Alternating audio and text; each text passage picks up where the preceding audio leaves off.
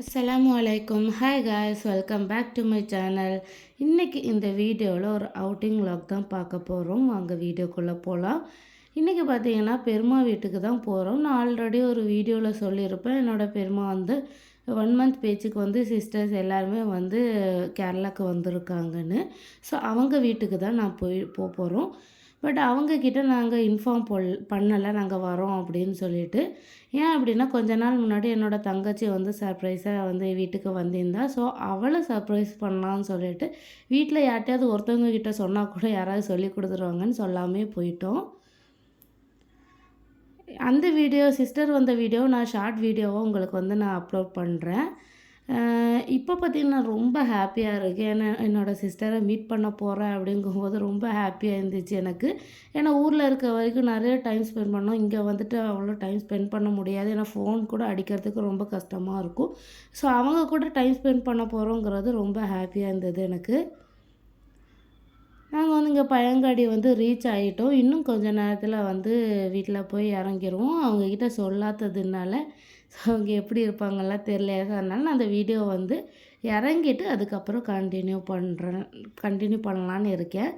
So இறங்கினோடனே பார்த்திங்கன்னா அவங்க ரொம்ப ஹாப்பி ஆகிட்டாங்க. வந்தது இஸ்ராவெலாம் பார்த்துட்டு ரொம்ப ஹாப்பியாக இருந்துச்சு அவங்களுக்கு. இன்றைக்கி சண்டேனால பார்த்திங்கன்னா வெளியே எங்கேயாவது போகலாம் அப்படின்னு சொல்லிட்டு அவங்க வெளியே தான் கூப்பிட்டு போயிருந்தாங்க.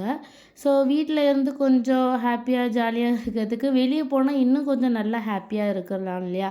ஸோ வெளியே இருந்தால் நிறைய வந்து மெமரிஸ்லாம் இருக்கும், நல்லா ஜாலியாகவும் இருக்கலாம் அப்படின்னு சொல்லிட்டு வெளியே தான் போயிருந்தோம். எங்கே வந்திருக்கோன்னு பார்த்திங்கன்னா சூட்டாட் பீச்சுக்கு தான் வந்திருக்கோம். இந்த ஹாய் காமிக்கிறது வேறு யாரும் இல்லை, என்னோடய வாப்பா தான்.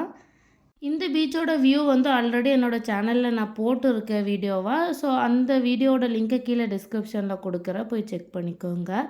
இந்த இடத்துல பார்த்திங்கன்னா எல்லாருமே வந்து தனித்தனியாக நின்று ஃபோட்டோ பிடிச்சிட்டு இருந்தாங்க. ஸோ நாங்களும் பார்த்திங்கன்னா பிள்ளைகள் சிஸ்டர் எல்லாமே வந்து தனித்தனியாக நின்று ஃபோட்டோ பிடிச்சிட்டு நேராக பார்த்திங்கன்னா தண்ணி அலையறதுக்கு தான் போயிருந்தோம். தனியாக வந்தால் கூட வந்து பீச்சில் அலையறதுக்கு போக மாட்டோம். ஆனால் நாங்கள் 3 பேரும் ஒன்றா வந்தால் நேராக அங்கே தான் ஃபஸ்ட்டாக போவோம். அதுக்கப்புறம் ஃபேப் அப்படிங்கிறது பார்த்திங்கன்னா எங்கள் 3 பேரோட நேமில் ஃபஸ்ட் லெட்டர். ஸோ எப்போவுமே பீச்சுக்கு வந்தால் இந்த மாதிரி எழுதுவோம். எழுதிட்டு அந்த தண்ணி அதில் வந்துட்டு அப்படியே அழிச்சிட்டு போகிறது வந்து எங்களுக்கு ரொம்ப ஒரு ஹாப்பி மாதிரி இருக்கும். எப்போவுமே பீச்சுக்கு வந்தால் இந்த வேலையை தான் பார்த்துட்டு இருப்போம். அது ஒரு ஹாப்பினஸ் எங்களுக்கு. இது வந்து எல்லாருமே ஃபேமிலி எல்லாம் சேர்ந்து வந்து ஐஸ்கிரீம்லாம் சாப்பிட்டோம். ஃபேமிலி பார்த்திங்கன்னா ஒரு இடத்துல வந்து உட்காந்துட்டு இருந்தாங்க. அப்புறம் காக்கா ஒய்ஃப், அப்புறம் நாங்கள் 3 பேர் தான் வந்து எல்லா இடத்தையும் சுற்றிட்டு இருந்தோம். அப்படியே உள்ளே வரும்போது இங்கே வந்து நிறைய பேர் பாடிட்டு டான்ஸ்லாம் ஆடிட்டு இருந்தாங்க.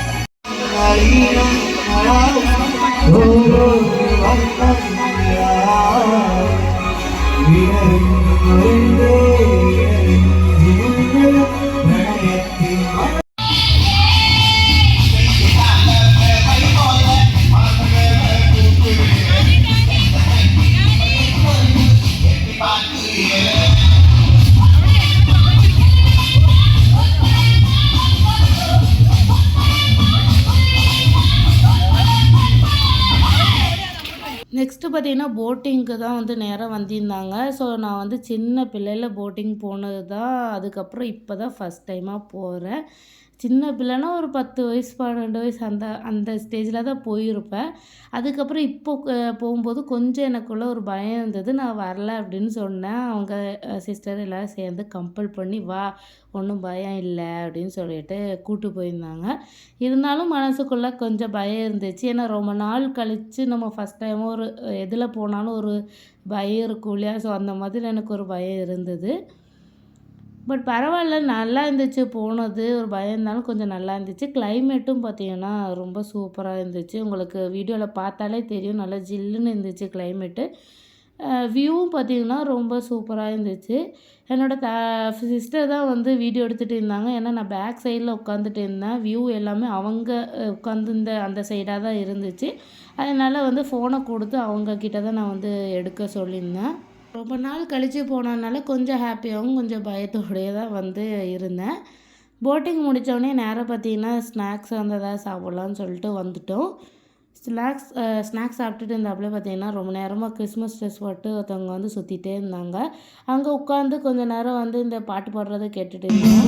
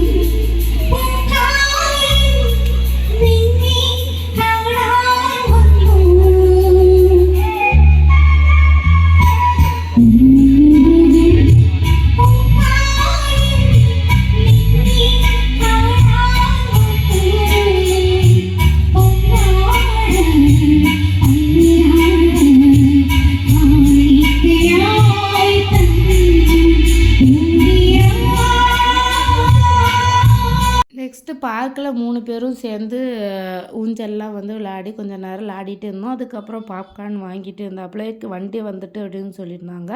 ஸோ அதனால் அங்கேருந்து நாங்கள் கிளம்பிட்டோம். அங்கேருந்து கிளம்பும்போதே மணி வந்து 7:50 கிட்ட ஆயிடுச்சு.